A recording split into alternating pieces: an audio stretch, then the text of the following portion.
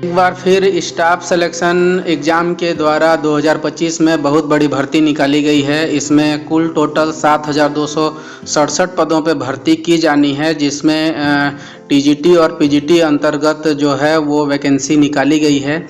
इसमें हम टोटल देखेंगे कि किन किन पदों पे भर्ती की गई है, एग्ज़ाम फीस कितना है, टोटल प्रोसेसिंग फ़ीस कितना है और ये कब से स्टार्ट होने वाला है। इसमें जो है वो ऑनलाइन सबमिशन और एप्लीकेशन फॉर्म जो है वो 23/10/2025 से स्टार्ट हो रहा है। इसमें किन किन कैटेगरी के लिए एप्लीकेशन जो फ़ीस है वो एप्लीकेबल है और नहीं है वो देखते हैं। जैसे इसमें पॉइंट नंबर 1 में हम जब देखते हैं तो इसमें SC ST और अन्य जो PWD कैंडिडेट रहते हैं उनके लिए जो है फ़ीस मैंडेटरी नहीं है, यानी उनके लिए फ़ीस नहीं लगेगा। और इसके पश्चात जो भी कैटेगरी हैं OBC जनरल उनके लिए फ़ीस लगेगा। हम देखते हैं कि जो ST SC और PWD कैंडिडेट हैं उनमें प्रिंसिपल के पदों पे एप्लीकेशन फ़ीस 0 है, प्रोसेसिंग फ़ीस 500 है, उनको केवल 500 रुपये फ़ीस पेड करना पड़ेगा। वैसे ही PGT एवं TGT टीचर के लिए भी 500 ही प्रोसेसिंग फ़ीस देना है, उनके लिए एप्लीकेशन फ़ीस नहीं है। नॉन टीचिंग स्टाफ के लिए भी सेम प्रोसेसिंग फ़ीस है, यानी कि ST SC और PWD कैंडिडेट के लिए एप्लीकेशन फ़ीस अवेलेबल नहीं है।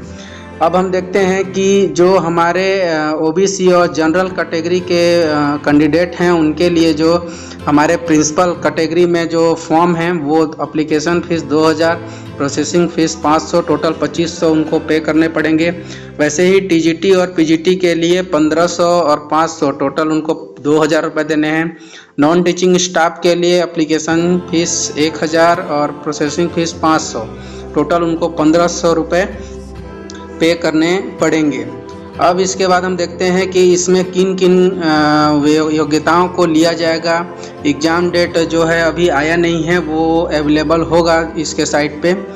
अब हम देखते हैं कि इसमें टोटल वैकेंसी जो है वो किस में कितनी वैकेंसियां दी गई हैं। जैसे प्रिंसिपल में टोटल जो है वो 225 पद, PGT में 1460 पद, TGT में 3962 पद, फीमेल स्टाफ नर्स में 550 पद, हॉस्टल वार्डन में 635, अकाउंटेंट में 661 और जूनियर सेक्रेटरियल असिस्टेंट में 228, लैब अटेंडेंट में 146। इस प्रकार टोटल जो है हमारा 7,267 पदों पे भर्ती ली जानी है।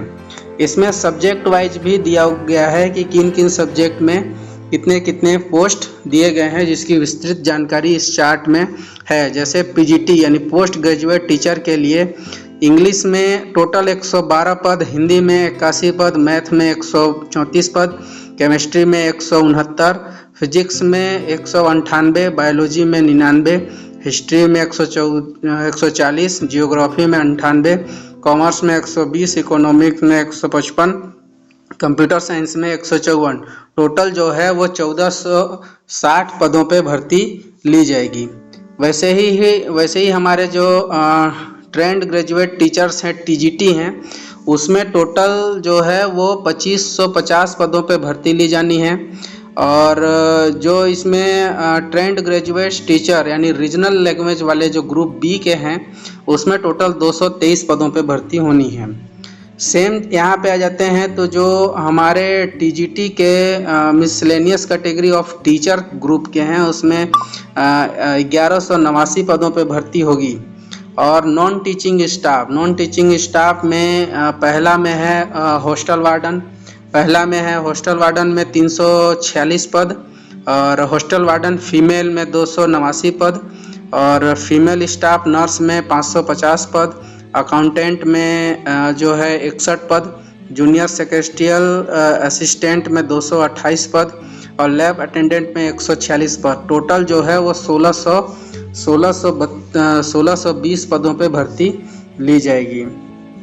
इसमें जो है वो कौन कौन कैटेगरी और कितनी रिक्वायरमेंट है उस हिसाब से यहाँ पे डेजिग्नेशन के हिसाब से जो क्वालिफ़िकेशन है वो दिया गया है, हम यहाँ से देख सकते हैं। और चार्ट के अनुसार में हम देखेंगे तो ये जो है इसका जो ओपनिंग डेट है, फॉर्म जो ओपनिंग डेट है, अभी ये फॉर्म स्टार्ट नहीं हुआ है, लेकिन 23/10/2025 से एप्लीकेशन फॉर्म स्टार्ट हो जाएंगे, जिसमें आप प्रोसेसिंग फ़ीस और एप्लीकेशन फ़ीस देके आप इसमें रजिस्टर कर सकते हैं। इसका जो मेन साइट है वो इस साइट के अंतर्गत भर्ती लिया जाना है। कहने का मतलब है जो हमारा ये साइट दिया गया है http://nests.tribal.gov.in, इसी साइट से हमारा ये भर्ती लिया जाएगा। इसमें आप जाके रजिस्ट्रेशन कर सकते हैं। इसमें पे स्केल भी दिया हुआ है, जैसे प्रिंसिपल के लिए जो पे स्केल है किस सब्जेक्ट के होने चाहिए। प्रिंसिपल के लिए जो लेवल जो है वो 12, पे मैट्रिक्स जो है 12 के अंतर्गत होगा। जैसे पोस्ट ग्रेजुएट टीचर, ये इतने सारे सब्जेक्ट हैं, हिंदी, इंग्लिश, फिजिक्स, केमिस्ट्री, इसमें जो है लेवल 8, और टीजीटी के जो है लेवल 7, लाइब्रेरियन के लिए भी लेवल 7, और arts, music, physical education teacher mail और फीमेल दोनों के लिए है लेवल 6, और फीमेल स्टाफ नर्स के लिए लेवल 5, और हॉस्टल वार्डन मेल और फीमेल के लिए भी लेवल 5 है। अकाउंटेंट के लिए लेवल 6 है, और जेएसए जो है वो लेवल 2 है, और लैब अटेंडेंट के लिए लेवल 1 है। इस सारे जो हमारे पे मैट्रिक्स दे हैं उनका जो है इसी हिसाब से भुगतान किया जाता है। अब इसमें सिलेबस की बात की जाती है तो जैसे प्रिंसिपल में जो है वो पार्ट 1 में रीजनिंग एंड न्यूमेरिकल एबिलिटी ऐसे करके जनरल अवेयरनेस जो हमारे 5 पार्ट दिए गए हैं, टोटल 100 नंबर के क्वेश्चन इसमें आएंगे। अब दूसरा हम देखते हैं कि जो इसमें पीजीटी कैंडिडेट हैं, पीजीटी के लिए भी हमारे इसमें जो है वो 6 पार्ट में दिए गए हैं। 6 पार्ट में जो टोटल अंक हैं वो 100 नंबर के हैं, मतलब दोनों में भी 100 नंबर का दिया जाएगा, जिसमें जो है 40 नंबर का ऑब्जेक्टिव और डिस्क्रिप्टिव जो है 15 नंबर का, जो टोटल हो गया 55, और ऑब्जेक्टिव जो है वो 40 नंबर का और डिस्क्रिप्टिव जो है वो 60 नंबर का, टोटल हो गया इसमें 60। टीजीटी के लिए जो है, टीजीटी के लिए भी इसमें टोटल जो है 100 नंबर का जो सिलेबस है वो दिया गया है, वो टोटल 5 पार्ट में है। जैसे general awareness, reasoning ability, knowledge of ICT, teaching aptitude और डोमेन नॉलेज, इस प्रकार से टोटल 100 नंबर पर ये सिलेबस तैयार किया गया है।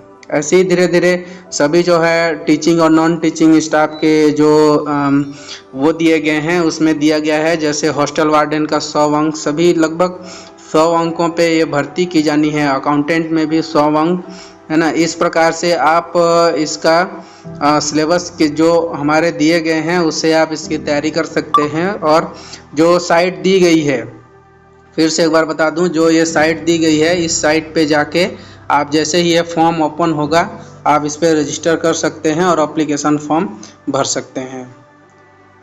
और ऐसे ही बहुत सारे जो इसमें दिए गए हैं, जैसे एसेंशियल क्वालिफिकेशन क्या क्या होंगे, प्रिंसिपल के लिए एसेंशियल क्वालिफिकेशन क्या होगा, ये सारा यहाँ पे डिटेल दिया गया है।